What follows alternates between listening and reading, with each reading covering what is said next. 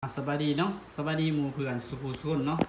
เมื่อนี้เฮาสิพาทุกคนมาเข้าใบออดโน้ตบุ๊ก ASUS นั่นเองเนาะนี่เนาะสำหรับในการลง Windows เนาะหลักๆก็คือในการลง Windows เนาะอันนี้ Windows ข้าพเจ้าได้ใช้แล้วเป็น USB เนาะหลังจากนั้นเฮาทำการเปิดเครื่องปุ๊บนี่เนาะกดเปิดเครื่องแล้วมันก็ ESC เนาะนี่เนาะกดปุ่มตัวนี้เนาะเรากดเปิดเครื่องปุ๊บนี่กด ESC ย้ำๆเนาะ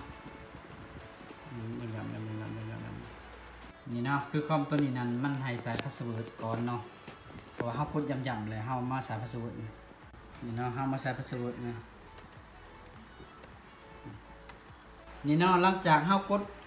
ปุ่ม ESC ย้ำๆแล้วมันจะขึ้นแพดได้ของเฮานั่นเองเนาะนี่เนาะนี่เนาะบางหนึ่งทีมันขึ้นก็มันให้ใส่พาสเวิร์ดนั่นเองเนาะเพราะว่าเจ้าของเดิมใส่พาสเวิร์ดเนาะเฮาก็เลือนมาเลือก USB เนาะ Kingston นี่เนาะเฮากด Enter เนาะบัดนี้เนาะหลังจากนั้นมันก็จะมาบูต USB นะใน Windows นะ Windows ใน USB เนาะขออภัยเนาะนี่เนาะมันจะบูตหาUSB เนาะมันจะเห็นแหละ Windows เนาะตัวนี้เนาะ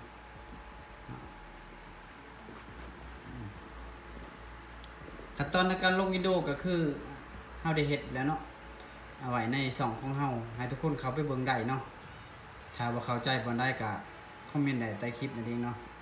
สำหรับการเข้าบูตไบออดของ ASUS เนาะโน้ตบุ๊กเนาะกด ESC ย้ำๆเนาะแล้วมันจะเข้าหน้าไบออดเลยถ้าว่าบางคนมันบ่บูตเนาะ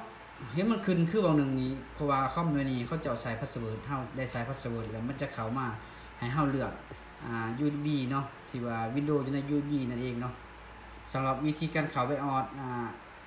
ASUS เนาะมาฮอนี่ก็สิ้นสุดลงเนาะขอขอบใจเนาะเจอกันใหม่ EP หน้าเนาะ